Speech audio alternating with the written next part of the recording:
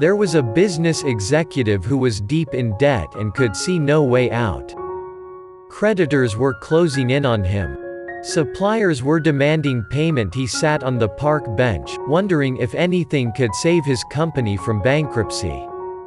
Suddenly an old man appeared before him. "I can see that something is troubling you," he said. After listening to the executive's woes, the old man said, "I believe I can help you." He asked the man his name, wrote out a check, and pushed it into his hand saying, "Take this money. Meet me here exactly 1 year from today, and you can pay me back at that time." Then he turned and disappeared as quickly as he had come.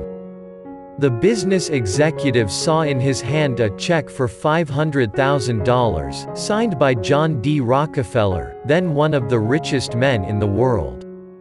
"I can erase my money worries in an instant." But instead, he decided to put the uncashed check in his safe.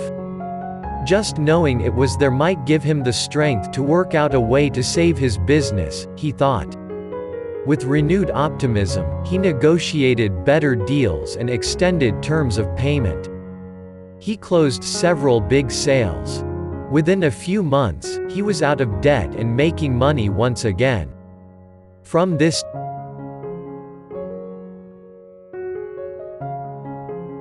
to this.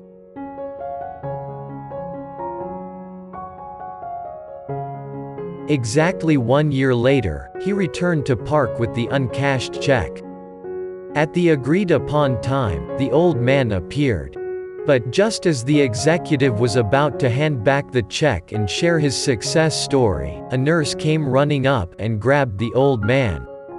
"I'm so glad I caught him," she cried. "I hope he hasn't been bothering you. He's always escaping from the rest home and telling people he's John D. Rockefeller," and she led the old man away by the arm.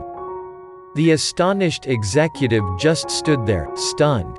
All year long he'd been wheeling and dealing, buying and selling, convinced he had $500,000 behind him. Self-confident. Suddenly, he realized that it wasn't the money, real or imagined, that had turned his life around. It was his newfound self-confidence that gave him the power to achieve anything he went after. Life is 10% what you experience and 90% how you respond to it.